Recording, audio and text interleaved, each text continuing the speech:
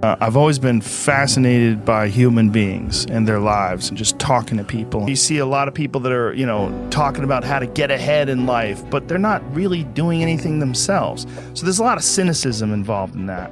But there's also sincerity in it. And you can get, if you just look at it with a pure heart and a pure mind, you can get a lot of energy out of that. It's like the tide. It comes in and it comes out. There's going to be days where you're just not feeling so good physically, and that's going to affect the way your happiness level is. It's never static. It's never exactly the same. I mean, it never feels like a completed task, right? Everyone's a work in progress forever. People love when people appreciate good fortune and appreciate a well-earned position and are engrossed in a beautiful life of something that they really enjoy and something that really inspires them. One of the saddest things is someone who's in an amazing position who doesn't appreciate it. And that drives other people crazy too. There's certain guys that are just bulletproof. They just look at you and they know what to do. There's a reason why he's undefeated. He knows how to do it. But for a guy like that, it doesn't matter what you do. He's a Michael Jordan type character. There's a few of those guys out there. There's these LeBron Jameses, these Larry Birds. They exist in all sports. They have this mindset, a champion mindset. Just champions. You look at them, it doesn't matter. They know what they're doing. They've done the work. They're the best in the business. You can mean mug them and get aggressive. They might smile at you. They might think, this is cute. You're trying to make me nervous. Hilarious.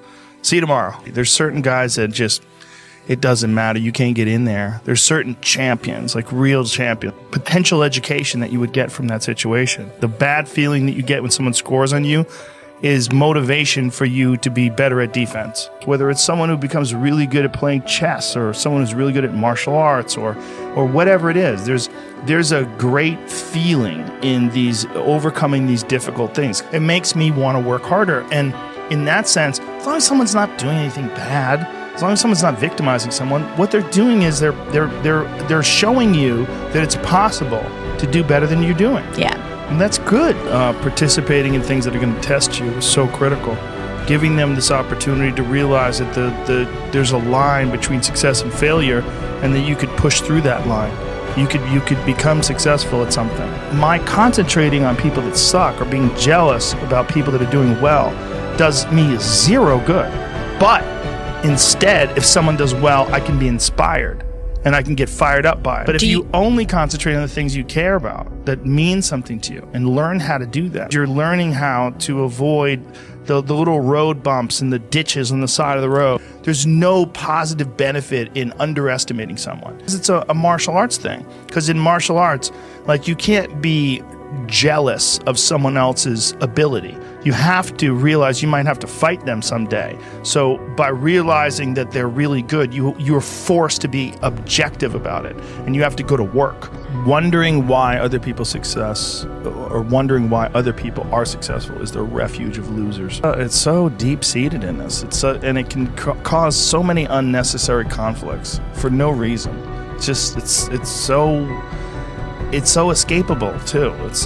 So if you can objectively analyze the way human beings behave and interact with each other and go, well, why do we do this? Let's just stop doing that. When we start thinking why am I living like this? What if I really do only have 50 years to live? Why am I living these 50 years in some really unproductive way that's not satisfying at all? Because I just want a bigger house? What is it? Do I want a faster car? What's the end goal too? What are you trying to accomplish with your life, with your existence, with your time? If you're just about acquiring wealth and money, some people they're going to be very deeply unhappy. It's going to be this weird game of acquiring influence and power till you just have this insurmountable mound of money that you live on top of, right?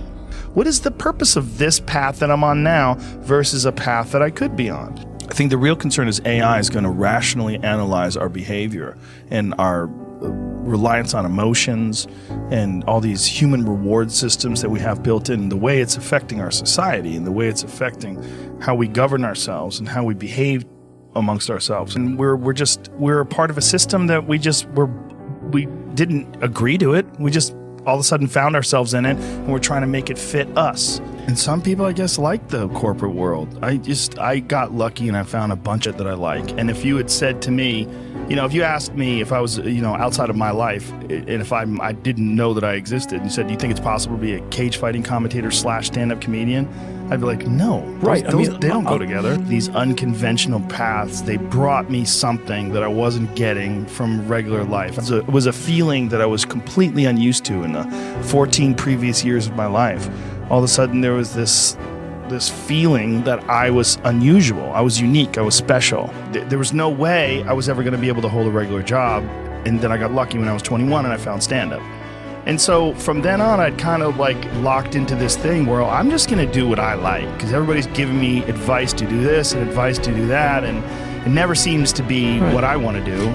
We sometimes need something that's shoved in our face to force us to act. I think there's a lot of people out there like that, and for some awful reason, they never find whatever it is that can break them free. They never catch a ride on that river out. If everyone, the lowest you could live is like a middle-class existence. Yes. Boy, everybody would all be a lot more relaxed. Like immediately.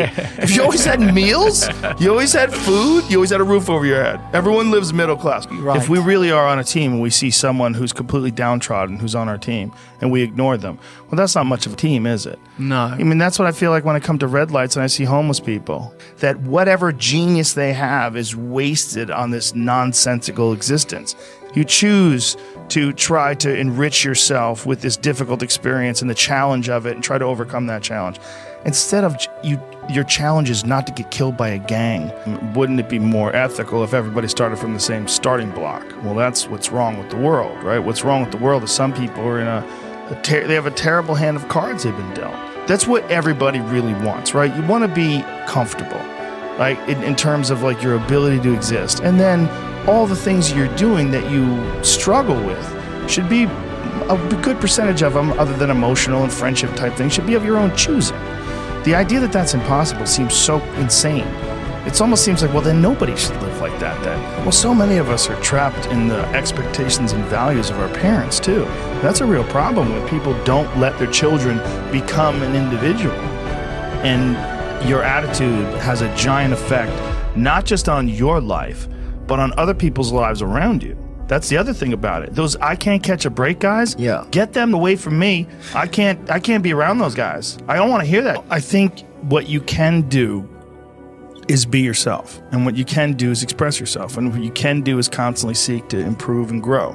Because everybody has bad breaks. Yeah. I've had bad breaks. But you know what I did? I stayed up. Yeah. And I thought through it. And I figured out what I did wrong. And then I went back. And when you test yourself and you have to figure your way through something or change the path because the path you were on was unsuccessful, when you're doing that, it's really good for the mind. But you got to realize when you have those breaks what that is. It's an opportunity for you to reassess, reboot, get better, figure out another way, find another way through. It's just little challenges. With life experience and developing confidence and understanding of who you are and why you had those feelings and why you were insecure and why you had so much self-doubt. Martial arts helped me with that tremendously, because it was the first thing that I ever did where I didn't feel like a loser. There's so much discipline involved in the act of learning. Yeah. And so much reverence and respect for people who know more than me, and appreciation. So that helped me with pretty much everything I ever wanted to learn. I just would listen very intently. And I don't think, maybe I could figure it out better. I'm very good at listening to people who are good at things. If you have real positive experiences with difficult things that you choose to do on your own, I think it mitigates most of the hassle of life. Change yourself. And when you change yourself, it becomes evident to the people around you. And if your change is beneficial and attractive, people, they gravitate towards that idea that you can improve yourself and you change your perspective on things. There's something to doing difficult tasks that it makes life easier. I really believe that. I think it makes life more enjoyable. I think it makes the bright colors brighter.